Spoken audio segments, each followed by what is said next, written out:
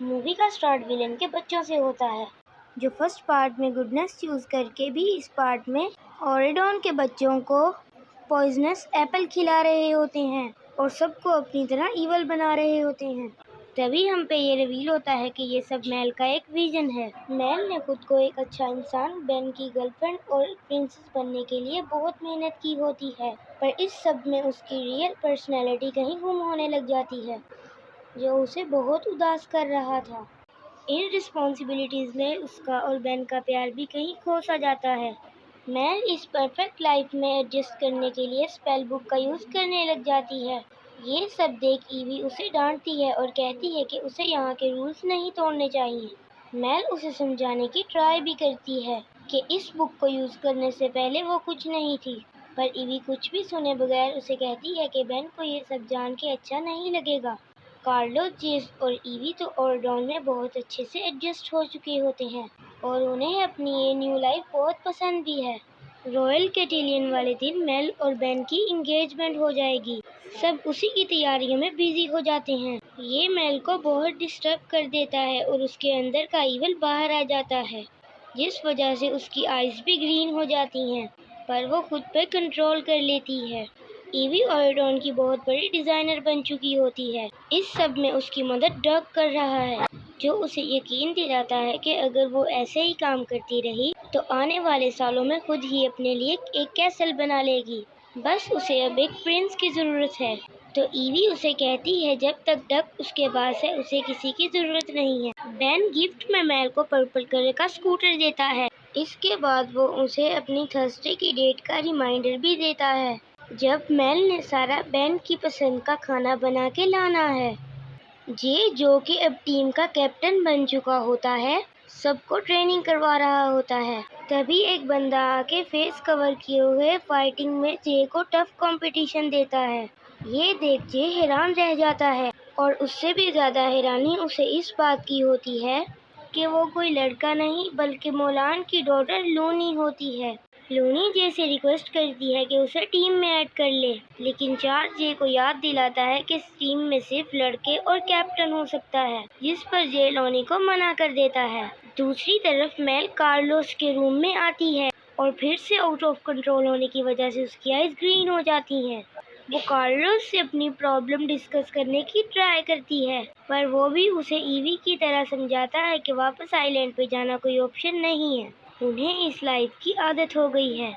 जिसके बाद वो मेल से उस पोशन का पूछता है जो कि उसने जेन को प्रपोज करने के लिए बनवाया होता है।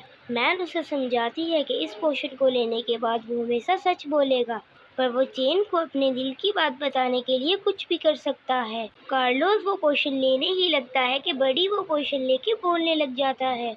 ये देख वो दोनों हैरान हो जाते हैं। दूसरी तरफ आइलैंड में, जहाँ उर्जेला की डॉटर उमा, पीटर पैन के कैप्टन हुक का सन हैरी और गिल का सन गैस्टन अब इस आइलैंड को रूल कर रहे होते हैं। वो सब बहुत गुस्से में नजर आते हैं, क्योंकि उन्हें लगता है कि मेल, ईवी, जे और कार्लोस ने उन्हें धोखा दिया है और खुद वहाँ अच्छी लाइफ गुजार रहे हैं।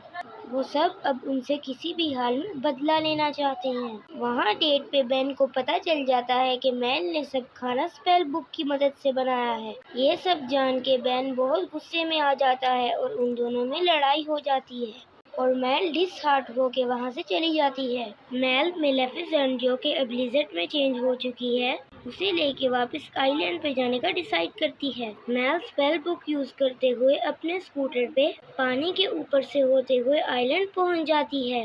दूसरी तरफ ईवी बेन को मेल का लेटर और रिंग दे के बताती है कि वो वापस आइलैंड पे चली गई है। बेन को लगता है कि ये सब उसी की वजह से हुआ है, इसीलिए वो उसे वापस लाने का डिसाइड करता है, जिसमें उसकी हेल्प करने के लिए ईवी भी रेडी हो जाती है, क्योंकि उसे लगता है कि बेन का आइलैंड पे अकेले जाना सेफ नहीं है।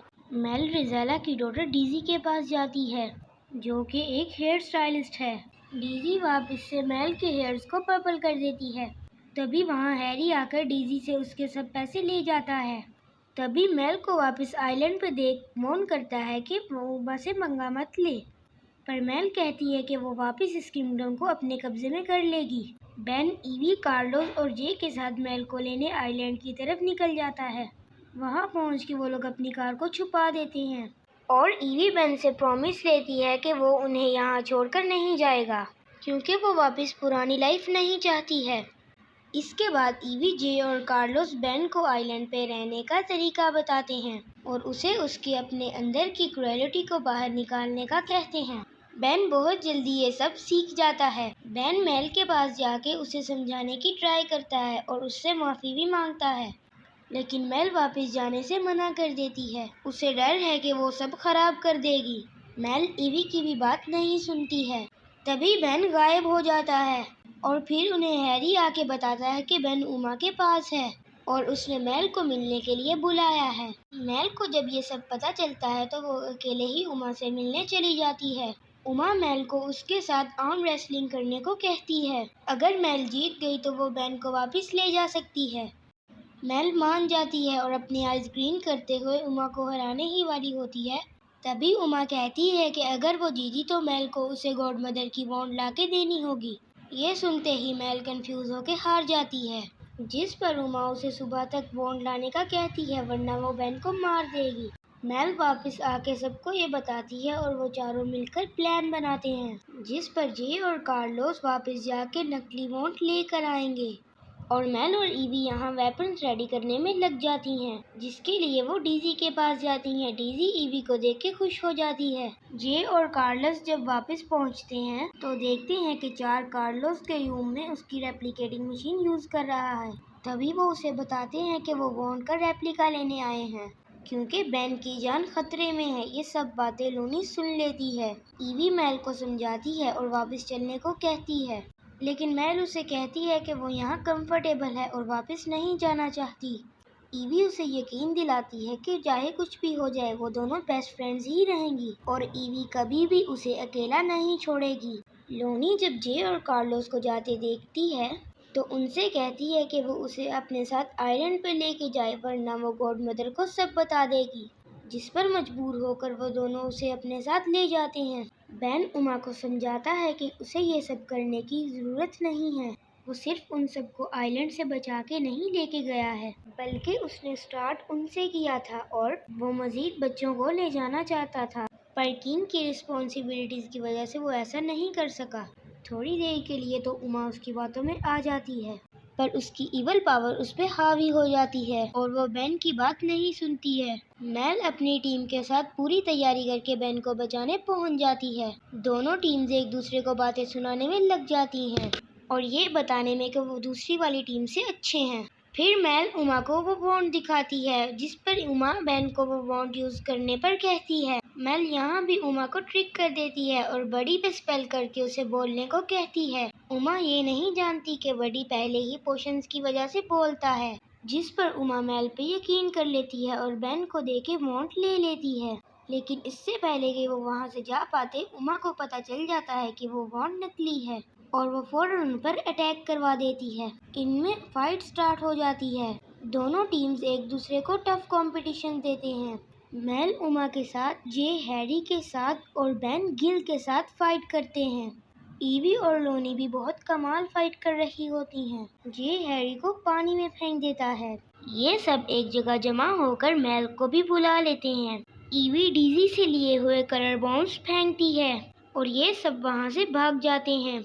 मेल जब उमा की टीम को उनके पीछे आता देखती है तो उन तक पहुंचने का रास्ता तोड़ देती है, जिस पर उमा उन्हें फॉलो नहीं कर पाती है और फिर ये सब ओरेडोन के लिए निकल जाते हैं। पर मेल की स्पेल बुक वहीं गिरी रह जाती है। वापस आके वो तीनों मेल को समझाते हैं कि वो सब भी ये सारी मुश्किलें फेस कर रहे हैं। उन्हें भी राइट और रॉन्ग में से चूज करना पड़ता है, पर उन्हें जो लाइफ यहाँ मिली है वो कभी भी आइलैंड पर नहीं मिल सकती थी। उन्हें अपनी एबिलिटीज को बाहर लाने का मौका मिला है और ये देखने का कि वो किसी से कम नहीं है। विलन्स के बच्चे होने के बाद भी वो अच्छे इंसान हैं और अच्छे लोगों में पीसफुली रह सकते हैं। ये लाइफ उन्हें बेन की वजह से मिली है और मेल को बेन के प्यार पे शक नहीं करना चाहिए, बल्कि अपनी रियल सेल्फ उसके सामने रख के देखना चाहिए कि वो उससे सच्चा प्यार करता भी है या नहीं। ये सब बता के जेज मेल से कहता है कि अगर कैटिलियन पार्टी वाले दिन तक मेल को ना लगे कि बेन उससे प्यार करता है